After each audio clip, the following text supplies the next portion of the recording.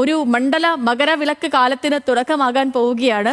മണ്ഡല മകരവിളക്ക് തീർത്ഥാടനത്തിനായിട്ട് ശബരിമല നട ഇന്ന് വൈകുന്നേരം തുറക്കും. വൈകിട്ട് 5 മണിക്ക് തന്ത്രിയുടെ സാന്നിധ്യത്തിലാകും മേൽശാന്തി അരുൺകുമാർ നമ്പൂതിരി നട തുറക്കുക.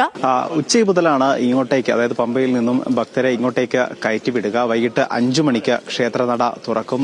എനിക്ക് പിന്നിൽ കാണുന്ന ഈ 18-ാം പടി, ആ 18-ാം പടി 5 മണിയോടെ തുറക്കും. പിന്നീട് മുകളിൽ സോപാനത്തിലും തന്ത്രിയുടെ സാന്നിധ്യത്തിൽ നിലവിലെ മേൽശാന്തി അരുൺകുമാർ നമ്പൂതിരി നട തുറന്നതിന് ശേഷം പ്രത്യേക പൂജകൾ ഇന്നുണ്ടാകില്ല. പക്ഷേ ഇന്നത്തെ ഏറ്റവും വിശേഷപ്പെട്ട ചടങ്ങ് എന്ന് പറയുന്നത് പുതിയ മേൽശാന്തിമാരുടെ സ്ഥാനമേൽക്കൽ ചടങ്ങാണ്. ആദ്യം ഈ സോപാനത്തിൽ വിളക്ക് തെളിയിക്കുന്നു. അതിനുശേഷം ആ സോപാനത്തിൽ നിന്നും നിലവിലെ മേൽശാന്തി തിരിയുമായി താഴെ എത്തുന്നു. അതിൽ താഴെയുള്ള ആഴിയിൽ അഗ്നി പകരുന്നു. അതിനുശേഷം വീണ്ടും തിരിച്ചു കയറിയതിന് തൊട്ടു പിന്നാലെയാണ് പുതിയ മേൽശാന്തി, അതായത് മാളികപ്പുറം മേൽശാന്തിയെയും ഒപ്പം തന്നെ ശബരിമല മേൽശാന്തിയും 18-ാം പടി കയറി മുകളിലേക്ക് എത്തുന്നത്. ആ 18-ാം പടി കയറി മുകളിലെത്തുമ്പോൾ അയ്യപ്പന് മുന്നിൽ വെച്ച് തന്ത്രി പൂർണ്ണകുംഭം നൽകുകയും അതോടൊപ്പം തന്നെ ശുദ്ധി വരുത്തുകയും ചെയ്തതിനു ശേഷം മൂലമന്ത്രം ചൊല്ലിക്കൊടുക്കുകയും ശബരിമല മേൽശാന്തിയെ അകത്തേക്ക് കയറ്റുകയും ചെയ്യുന്നു. പിന്നീട് മാളികപ്പുറം മേൽശാന്തിയുടെ ചടങ്ങ് നടക്കുന്നത് മാളികപ്പുറം ക്ഷേത്രത്തിലാണ്.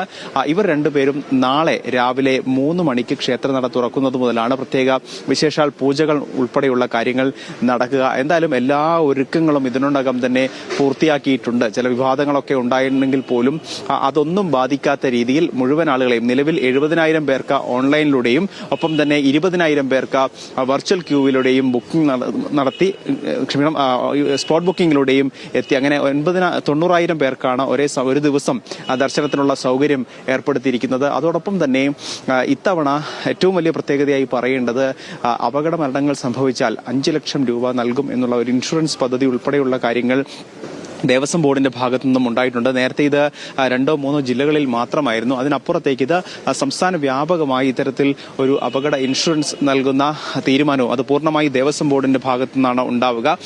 കാരണം നിരവധി ആളുകൾ ഭക്തർ ഇങ്ങോട്ടേക്ക് എത്തുകയും ഹൃദയാഘാതം ഉൾപ്പെടെയുള്ള കാര്യങ്ങൾ ഉണ്ടാവുകയും ഒക്കെ ചെയ്യുകയും മരണം സംഭവിക്കുകയും ഒക്കെ ചെയ്യുന്നുണ്ട്. സ്വാഭാവികമായും അത്തരത്തിലൊരു പ്രതിസന്ധി ഉണ്ടാകുമ്പോൾ ആ കുടുംബത്തിനെ സഹായിക്കുക എന്നൊരു ഉദ്ദേശത്തോടെയാണ് ദേവസ്വം ബോർഡ് ഇത്തരത്തിലൊരു തീരുമാനമെടുത്തത്. അത് നാളെ മുതൽ നടപ്പിലാക്കുകയാണ്.